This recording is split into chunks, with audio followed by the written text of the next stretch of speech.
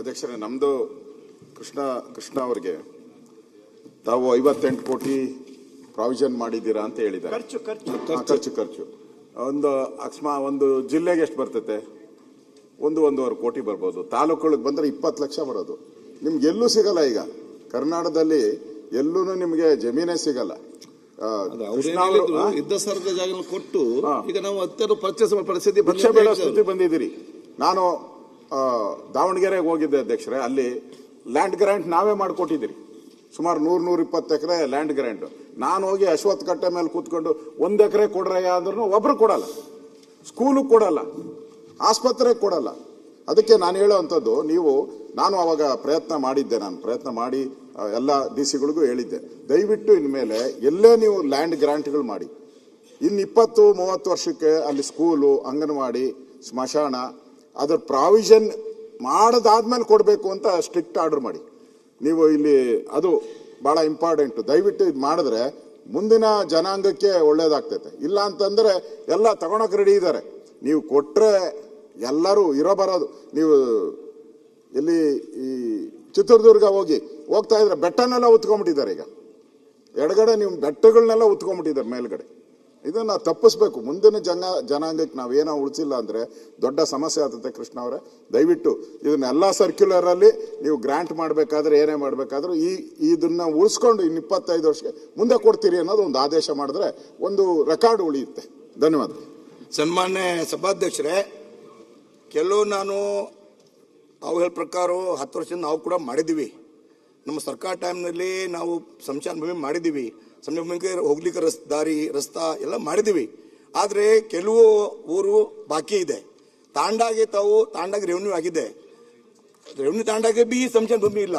ಆಮೇಲೆ ನಮ್ಮದು ವಿನಂತಿ ಇದೆ, ನಮ್ಮ ಜಿಲ್ಲೆಯಲ್ಲಿ ಬಹಳ ತಾಂಡ ಇದೆ, ಜಾಸ್ತಿ ಇದೆ. ಬೀದರ್ ಜಿಲ್ಲೆಯಲ್ಲಿ, ಅವರ ತಾಲೂಕಿನಲ್ಲಿ ಒಂದು 30 ತಾಂಡಾಗೆ ರೆವೆನ್ಯೂ ಮಾಡಿದಿರಿ.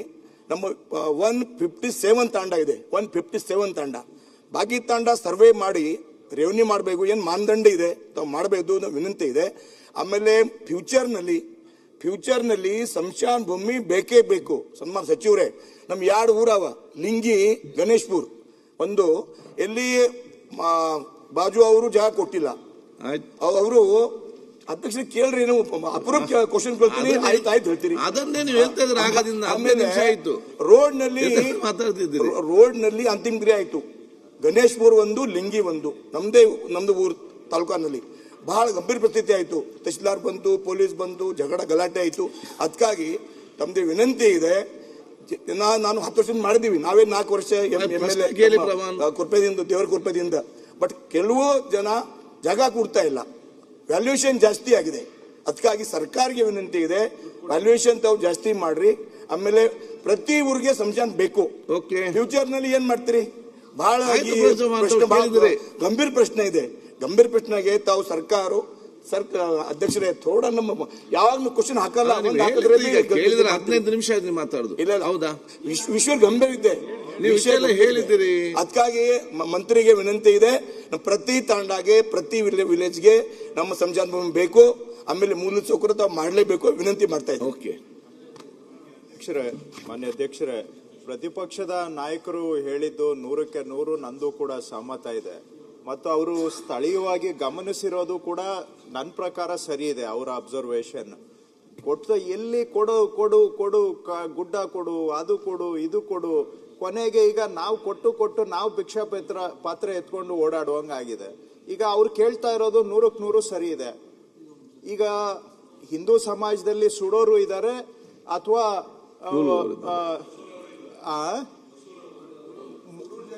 ಉಳುವವರು ಇದ್ದಾರೆ. ಈಗ ಬೆಂಗಳೂರು ಸುತ್ತಮುತ್ತ ಯಾರು ಉಳ್ತಿದ್ರು ಅವರು ಕೂಡ ಅನಿವಾರ್ಯ ಜಾಗದ ಕೊರತೆಯಿಂದ ಈಗ ಸುಡೋ ಪದ್ಧತಿಗೆ ಬಂದಿದ್ದಾರೆ. ಆದ್ರೆ 2 ಅಲ್ಪಸಂಖ್ಯಾತ ಸಮುದಾಯದಲ್ಲಿ ಸುಡೋದಕ್ಕೆ ಅವಕಾಶ ಇಲ್ಲ. ಅವ್ರಿಗೆ ಭೂಮಿ ಕೊಡ್ಲೇಬೇಕು ನಾವು. ಆದ್ರೆ ಈ ಕೊಟ್ಟು ಅವರೆಲ್ಲ ಸಿಟ್ಟಾಗಿದ್ದಾರೆ. ಈಗ ಭೂಮಿ ಕೊಡ್ತಾ ಇಲ್ಲ ನಮ್ಗೆ ಅಂತ ಬಹಳ ಸಿಟ್ಟು ನಮ್ಮ ಮೇಲೆ. ಈ ಕೊಟ್ಟು ನಾ ಭೂಮಿ ಇಲ್ಲ ಅಂತ ಹೇಳಿದ್ರೆ ಕೇಳೋದಿಲ್ಲ ಯಾರು. ಎಲ್ಲಿವರೆಗೂ ಕೊಡೋದು? ಗುಡ್ಡನೂ ಕೊಡು, ಅದು ಕೊಡು, ಇದು ಕೊಡು. ಈ ರೀತಿ ಆದ್ರೆ ಅವ್ರು ಹೇಳಿದ್ದು ಸರಿ ಇದೆ. ಸ್ವಲ್ಪ ನಾವು ಶಾಲೆ, ಸ್ಮಶಾನ ಇಂಥ ಸೌಲಭ್ಯಗಳಿಗೆ ನಾಳೆ ಭವಿಷ್ಯದ, ಈಗ ಹಳ್ಳಿಯಲ್ಲೂ ಕೂಡ ಅಧ್ಯಕ್ಷರೇ ಹುಡುಗರಿದ್ದಾರೆ, ಯೂತ್ಸ್ ಇದ್ದಾರೆ, ಅವ್ರಿಗೊಂದು ಆಟದ ಮೈದಾನ ಕೇಳ್ತಾರೆ. ಎಲ್ಲಿಂದ ಕೊಡ್ತೀರಿ? ಅವ್ರಿಗೆ ಕೊಡ್ಬೇಕಾ ಬೇಡವಾ? ಹಳ್ಳಿಯಲ್ಲಿದ್ದಾರೆ ಅಂತೇಳಿ ನಗರದ ಯಾವುದು ಸೌಲಭ್ಯ ಸಿಗಬಾರ್ದ? ನಾಳೆ ಅವರಿಗೂ ಆಟದ ಮೈದಾನ ಕೊಡಬೇಕಾಗುತ್ತೆ, ನಾವು ಪಾರ್ಕ್ ಕೊಡಬೇಕಾಗುತ್ತೆ, ಹಳ್ಳಿಯಲ್ಲಿ ಶಾಲೆಗೆ ಸೂಕ್ತ ಜಾಗ ಇರಬೇಕು, ಸ್ಮಶಾನಕ್ಕೆ ಬೇಕು, ಬೇರೆ ಏನಾದರೂ ಮಕ್ಕಳು ಕೈ ಚಾಚೋದಕ್ಕಾದ್ರೂ ಸ್ವಲ್ಪ ಜಾಗ ಇರಬೇಕು. ಅದಕ್ಕೆಲ್ಲ ನೀವು ಕಟ್ಟುನಿಟ್ಟಾಗಿ ಕಾಯ್ದಿರಿಸಬೇಕು ಅಂತ ಪ್ರತಿಪಕ್ಷದ ನಾಯಕರು ಏನು ಹೇಳಿದ್ದಾರೆ ಅದ್ರ ಕಡೆ ಖಂಡಿತವಾಗಿ ನಾವು ಅದನ್ನ ಒಪ್ತೇವೆ, ಅದನ್ನ ಅನುಷ್ಠಾನ ಮಾಡಲಿಕ್ಕೂ ಕೂಡ ಮಾಡ್ತೇವೆ ಅಧ್ಯಕ್ಷರೇ. ಇನ್ನ ಮಾನ್ಯ ಶಾಸಕರು ಹೇಳಿದ್ದು, ಅವರು ನಾನು ಗುರುತಿಸಿದಾಗೆ 9 ವಸತಿ ಪ್ರದೇಶಕ್ಕೆ ಇಲ್ಲ ಅಂತ ವರದಿ ಬಂದಿದೆ. ಇನ್ನೂ ಹೆಚ್ಚಿದ್ರೆ ತಾವು ಕೊಡಿ. ಈಗ ಮಾರ್ಗಸೂಚಿ ದರಕ್ಕಿಂತ 3 ಪಟ್ಟುವರೆಗೆ ಕೊಡ್ಲಿಕ್ಕೆ ಅವಕಾಶ ಇದೆ. 3 ಪಟ್ಟುವರೆಗೆ ಪರಿಹಾರ ಕೊಟ್ಟು ಖರೀದಿ ಮಾಡ್ಲಿಕ್ಕೆ ಅವಕಾಶ ಇದೆ. ಫಸ್ಟ್ ಪ್ರಯಾರಿಟಿ ಹತ್ತಿರದಲ್ಲಿರುವ ಸರ್ಕಾರಿ ಜಾಗದಲ್ಲಿ ಅವರಿಗೆ ಕಾಯ್ದಿರಿಸ್ತೇವೆ. ಎರಡನೇದು ಎಲ್ಲೂ ಅದು ಸೆಟ್ ಆಗಲಿಲ್ಲ ಅಂತ ಹೇಳಿದ್ರೆ ಖರೀದಿ ಮಾಡೋದಕ್ಕೂ ಕೂಡ ಅವಕಾಶ ಮಾಡಿಕೊಡ್ತೇವೆ.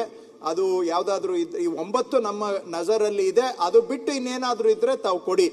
ಮೂರನೇದು, ಅವರು ತಾಂಡಗಳು ಕಂದಾಯ ಗ್ರಾಮ ಆಗಿಲ್ಲ ಅಂತ ಹೇಳ್ತಾರೆ. ಅದು ನಿಜವಾಗಿ ನನಗೂ ಬೇಸರದ ಸಂಗತಿ. ಇಷ್ಟೆಲ್ಲ ನಾವು ಪ್ರಯತ್ನ ಮಾಡಿ ಇನ್ನೂ ಹಾಗೆ ಉಳಿದಿದ್ದಾವೆ ಅಂದ್ರೆ ಅದು ನಾನು ಏನು ಹೇಳಬೇಕು, ನನಗೆ ಬೇಸರ ಆಗುತ್ತೆ. ಈಗಲೂ ನಾನು ಇವತ್ತು ಅದನ್ನು ಪಟ್ಟಿ ಕೊಡಿ, ಯಾವುದು ಗ್ರಾಮ ಆಗಿಲ್ಲ ಅಂತ ದಯವಿಟ್ಟು ಅದು ಪಟ್ಟಿ ಕೊಡಿ. ನನಗೆ ಪಟ್ಟಿ ಕೊಡಿ ಯಾವ್ದು ಆಗಿಲ್ಲ ಅಂತೇಳಿ. ಅದು ಆ ರೀತಿ ಆಗದೆ ಹೋಗಿದ್ರೆ ನಿಜವಾಗ್ಲೂ ಅದು ನಮ್ಮ ವೈಫಲ್ಯ ಆಗುತ್ತೆ. ಅದನ್ನ ನಾವು ಒಪ್ಕೊಳ್ಬೇಕು. ಇಷ್ಟೆಲ್ಲ ಪ್ರಯತ್ನ ಮಾಡಿ ಇನ್ನೂ ತಾಂಡಗಳು ಕಂದಾಯ ಗ್ರಾಮ ಮಾಡಿಲ್ಲ, ಪ್ರಸ್ತಾವನೆ ಬಂದಿಲ್ಲ ಅಂತ ಹೇಳಿದ್ರೆ ನಿಜವಾಗೂ ಬೇಸರದ ಸಂಗತಿ. ಅದನ್ನ ನೋಡೋಣ, ಈಗ ಸರಿಪಡಿಸ್ಲಿಕ್ಕೆ ಅವಕಾಶ ಆಗುತ್ತೋ ಇಲ್ವೋ. ಬಟ್ ಅಟ್ಲೀಸ್ಟ್ ಪಟ್ಟಿ ಆದ್ರೂ ಕೂಡ ನಾನು ಅಧಿಕಾರಿಗಳಿಂದ ವಿವರಣೆ ತಗೊಳ್ತೇವೆ. ಸನ್ಮಾನ್ಯ ಅಧ್ಯಕ್ಷರೇ, ತಾವು 100% ಮಾಡ್ತೀರಿ ನಮ್ಮ ಭರವಸೆ ಇದೆ. ಆಮೇಲೆ ಜಮೀನು ಕೂಡ ಅತಿಕ್ರಮಣ ಆಗ್ತಾ ಇದೆ. ಈ ಬಿ ನಮ್ಮ ಕ್ವಶನ್ ಇದೆ. ಜಮೀನು ಅತಿಕ್ರಮಣ ಆಗ್ತಾ ಇದೆ, ತಾವು ನೋಡ್ಬೇಕು. ತಾವು ಹೇಳಿದ್ರೆ 20% ಮಾತಾಡಿದ್ರು, ಅತಿಕ್ರಮಣ ಜಾಸ್ತಿ ಆಗ್ತಾ ಇದೆ. ನಮ್ಮ ಜಾನುವಾರು ಹತ್ರ ನಮ್ಮ ಗೋಮಾಲ ಜಮೀನು ಕೂಡ ಅತಿಕ್ರಮಣ ಆಗ್ತಾ ಇದೆ. ತಾವು ಕಂಟ್ರೋಲ್ ಮಾಡಬೇಕು ಅಷ್ಟೇ. ಹೆಚ್ಚಿನ ವಿಡಿಯೋಗಳಿಗೆ ಪ್ರತಿಧ್ವನಿ ಯೂಟ್ಯೂಬ್ ಚಾನೆಲ್ ಸಬ್ಸ್ಕ್ರೈಬ್ ಮಾಡಿ, ಬೆಲ್ ಐಕಾನ್ ಕ್ಲಿಕ್ ಮಾಡಿ.